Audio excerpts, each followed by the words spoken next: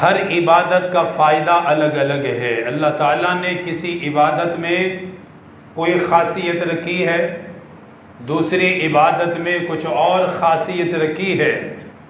جیسے نماز ہے، عبادات میں سب سے بڑی نماز، کلمے کے بعد، ایمان کے بعد عبادات میں سب سے بڑی عبادت نماز ہے۔ نماز کی اپنی لذت ہے، نماز کی الگ ہی برکات ہیں۔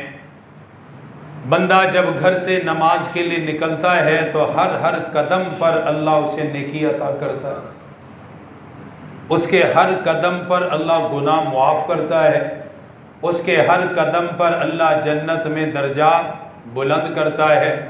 یہ نماز کی خاصیت ہے، نماز کی برکت ہے کہ انسان جتنی دیر مسجد میں بیٹھا رہے گا اسے نماز پڑھنے والے کے برابر اجر ملتا رہے گا۔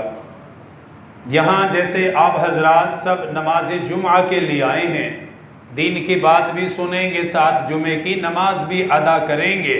اصل مقصود کیا ہے؟ نماز جمعہ، کیونکہ اہل ایمان پر، عاقل بالغ آزاد مقیم پر جمعہ کی نماز واجب ہے۔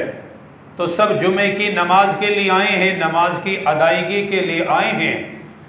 اب جتنی دیر اس کے انتظار میں ہیں، نماز سے پہلے جتنی بھی دین کی بات ہو رہی ہے، جتنے لوگ بھی مسجد میں آ کر بیٹھے ہیں، ان سب کو نماز پڑھنے کے برابر اجر مل رہا ہے۔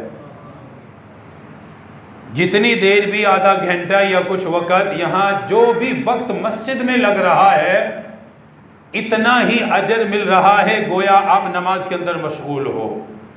کیونکہ بندہ جب گھر سے نماز کی نیت سے آ جاتا ہے، نکل پڑتا ہے، اس کا اجر شروع ہو جاتا ہے۔ پھر جو جتنی دور سے آتا ہے، جو جتنا سفر کر کے آتا ہے، اللہ تعالیٰ اس کو اتنا زیادہ اجر عطا کرتا ہے۔ یہ نماز کی برکت ہے۔ پھر نماز کی برکات میں سے یہ ہے کہ جب کوئی مسلمان نماز کے لیے وضو کرتا ہے، صحیح ترمذی شریف میں حدیث پاک ہے، آپ صلی اللہ علیہ وسلم نے فرمایا، مسلمان جب نماز کے لیے وضو کرتا ہے اس کے جسم سے گناہوں کو اللہ صاف کر دیتا ہے، اور اتنا صاف کرتا ہے، فرمایا اس کے ناخون کے نیچے بھی اگر کوئی گناہ ہو، وضو کی برکت سے اللہ اسے بھی دھو دیتا ہے۔ حالانکہ ناخون کے نیچے تو کوئی گناہ عام طور پہ ہماری عقل میں نہیں آ سکتا، چلو ناخون یا انگلیاں تو تصور ہے کہ گناہ ہے، گناہ کرتے ہم ان سے، لیکن ناخون کے نیچے جو حصہ ہے اس سے تو اب ہمیں سمجھ نہیں آ سکتی کہ ہم کیسے سے گناہ کرتے ہیں، لیکن اللہ کے نبی نے انتہا بتائی ہے کہ تمہارے ظاہری اعضاء سے گناہ تو معاف ہوتے ہی ہیں، ناخون کا نچلا حصہ اللہ اس سے بھی گناہ کو نکال دیتا ہے۔ یہ نماز کی برکت ہے۔ تو جتنی عبادات ہیں، ہر عبادت کی الگ الگ برکت ہے۔ قرآن کی ہم تلاوت کرتے ہیں، بہت بڑی عبادت ہے، اللہ کا کلام ہے، پڑھنا چاہیے، لیکن افسوس ہے کہ ہم نہیں پڑھتے، ہم وقت نہیں دیتے قرآن کو۔ کم از کم اتنا ہی دے دیں جتنا ہم موبائل کو دیتے، کم از کم اتنا ہی وقت دے دیں جتنا ہم کسی دوست کو دیتے ہیں، اتنا وقت ہی اللہ کے قرآن کو دے دیں۔ اگر ہم موبائل یا دوست احباب، دیگر مجالس و محافل، دیگر کام میں ہمارے پاس وقت ہے، اللہ کے قرآن کے لیے ہمارے پاس وقت نہیں ہے، تو یہی قرآن کل قیامت کے دن ہمارے خلاف کھڑا ہوگا پھر۔ اور یہ ایسا وکیل ہے کہ جو ایسے دلائل دیتا ہے کہ اس کا کوئی جواب نہیں دے سکتا ہے۔ اسی لیے اللہ کے نبی نے فرمایا، قرآن یا تمہارے حق میں بولے گا یا قرآن تمہاری مخالفت میں بولے گا۔ جس کے حق میں قرآن بول پڑا سمجھو کامیاب ہو گیا ہے، کیونکہ اس سے بڑا کوئی سفارشی ہو نہیں سکتا، اس سے بڑا وکیل کوئی نہیں ہے۔ جس کے لیے یہ بولے گا، بحث کرے گا، سمجھو وہ جنت گیا، اور جس کے خلاف قرآن ہو گیا تو سمجھو وہ جہنم میں گیا۔ لیکن ہمارے پاس وقت نہیں ہے نا کہ ہم پڑھیں. اللہ نے ہمیں جو قرآن دیا ہے کہ اس میں ہمیں اللہ کیا بتاتا ہے، کیا سمجھاتا ہے. بہرحال میں بات یہ کرنا چاہ رہا ہوں، سمجھیے بات.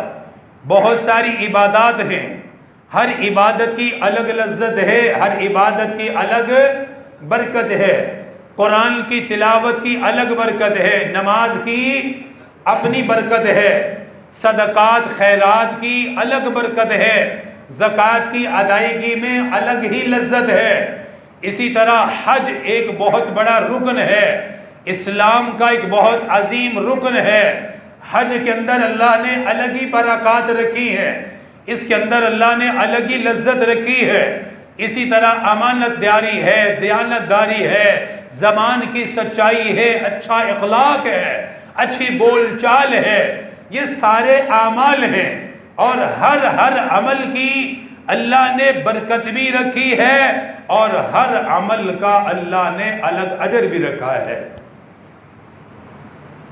ان عبادات میں ایک بہت بڑی عبادت میں جس پہ بات کرنا چاہتا ہوں، ایک ایسی عظیم عبادت جو اللہ نے مسلمان کو دی ہے، وہ عبادت ہے کہ تاجدار مدینہ صلی اللہ علیہ وسلم کی ذات اقدس پر درود و سلام پڑھنا. عبادات میں یہ ایک الگ انوکھی عبادت ہے یہ بھی عبادت. جیسے نماز عبادت، درود و سلام بھی عبادت، قرآن بھی عبادت، درود و سلام بھی عبادت، حج بھی عبادت، درود و سلام بھی عبادت. ہر عبادت کی الگ لذت، الگ برکت ہے. اللہ تعالیٰ نے درود شریف کے اندر الگ ہی برکات رکھی ہے.